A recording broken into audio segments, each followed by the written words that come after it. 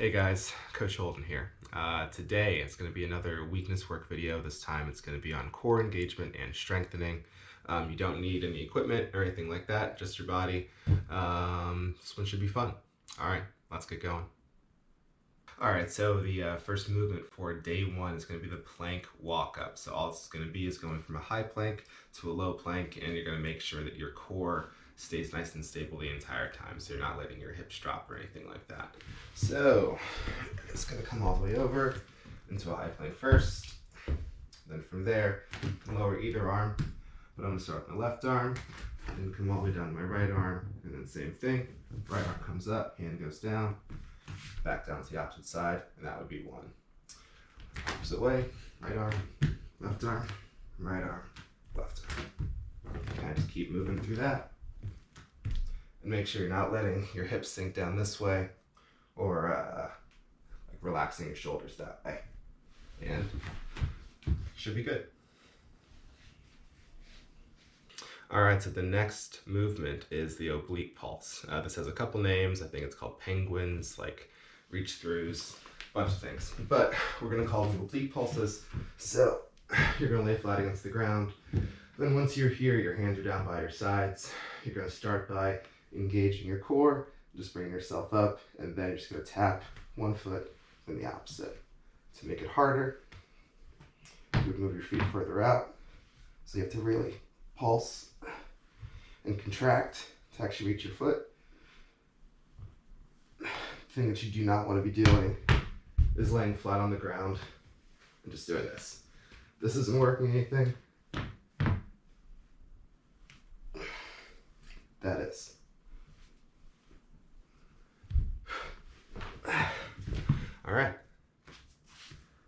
All right, this next movement is called the Turkish Sit Up. So you do not need to do it with weights.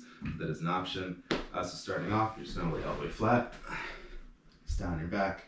You're not gonna let your feet come up off the ground, not gonna let them move. Arms are gonna be basically a bench press position. And then from here, just gonna engage through your core first. So you're nice and tight. Just bring yourself up, all the way overhead, making sure those hands are all the way locked up overhead. Then just bring yourself right back down. So one thing I'm not doing is using like a lot of momentum. This is not a kip up. You're not like bringing your feet up and then trying to do that. Slower the better, nice and controlled. Up, just grab some weights, same thing. Down your back, feet don't move, core is nice and engaged. Pick up, extend, right back down. All right, first movement of day two that we're gonna go over is gonna be the bird dog. So we use these to kind of scale things down a lot of the time in the gym, but they are also very useful for just figuring out core stability and kind of like finding that balance. So what you're gonna do first, just get up, come all the way over into a tabletop position. Then from here, so one leg, let's say my right leg is gonna go back first, and my left hand is gonna go out. So making sure that you keep a nice flat back so you're not super bent here or like in a hollow position, just straight neutral shoulders, neutral back. Then from there, it's gonna send one heel back, then the opposite hand all the way out, and then just return back to neutral. Making sure you're not letting your pelvis tilt under, making sure your ribcage doesn't fly up too much, and work within your own range of motion. After that, so we also have options, you can't see me. You also have options to make them harder. So from there, you can just bring your knees back a little bit more. So you actually have to use more of your core to stabilize. Same thing. Then even after that, you can just be in a high plank position. Ooh. Maybe not that last one. Or at least give yourself a while to get there. All right, that's the bird dog. All right, so next up is a hollow to an arch. So you guys know what a hollow position is. Gonna be flat against the ground. Gonna make sure that our lower back is engaged into the ground so she cannot fit a hand underneath. Hands are gonna be directly overhead. Then from here, gonna snap into that hollow position. Point your toes, keep your core nice and tight. Then roll over, attempting not to let your hands or feet touch the ground, keeping everything nice and tight when you're going here as well. Remember, it's not about your head being up, it's about your torso being high. And then back to that hollow position, if possible, without letting your hands and feet touch when you're transitioning over.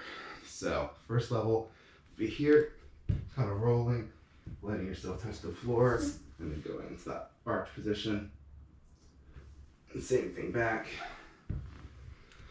Next level would be hands up, feet up, transition over into that Superman or into that arch position while you're rotating without letting your hands or feet touch. That was loud. All right, last movement for day 2.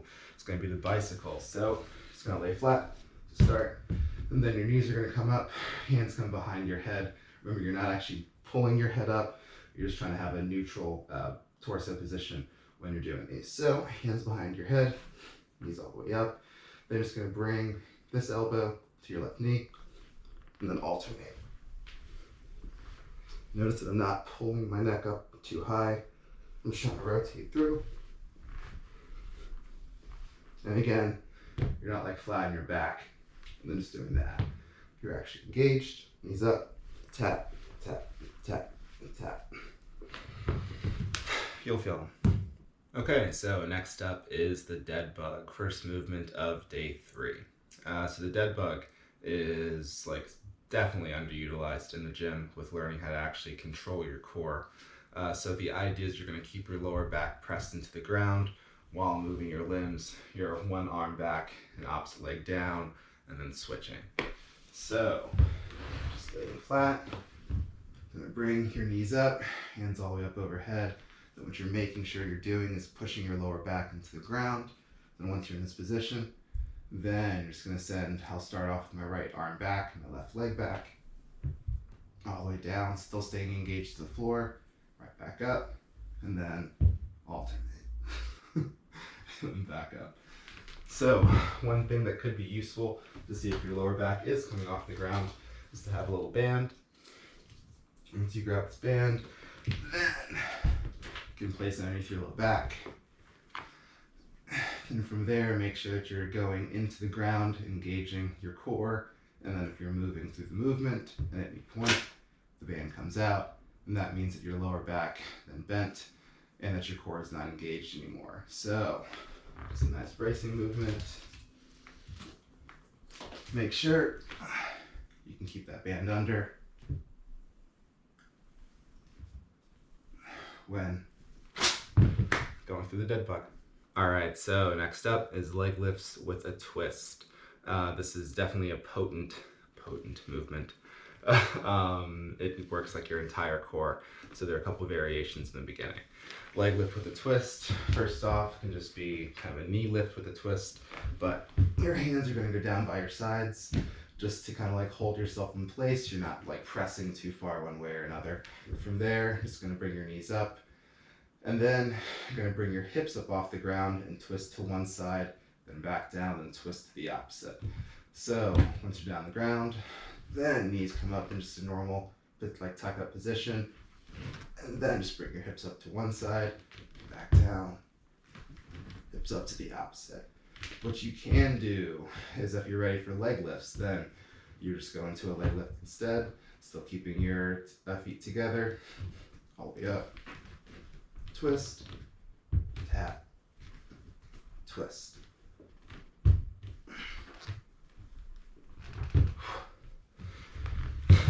They're hard. Try them out. Should be fun. So, very last movement of day 3 is going to be the Windshield Wiper.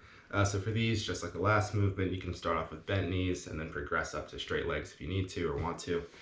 For these, I'm going to try not to hit the camera. I'm just going to lay all the way down flat. From there, knees are going to be up. And then you're just turning at your core from side to side. Trying to keep your shoulders still on the ground, not letting them come up too much. You're not pressed in the way, like helping yourself roll back and forth. Just nice and controlled. Once you're here, over to one side, squeeze, back to the opposite. Once you're ready, you can progress to straight legs, all the way over to one, Same thing to the opposite. And that's it. Windshield wipers. All right, that is it for weakness work core engagement. We still have one left. It's going to be coming out this week. It's going to be single arm stability. Have fun with these movements. If you have any questions, then just email me and I'll get back to you. All right, thanks.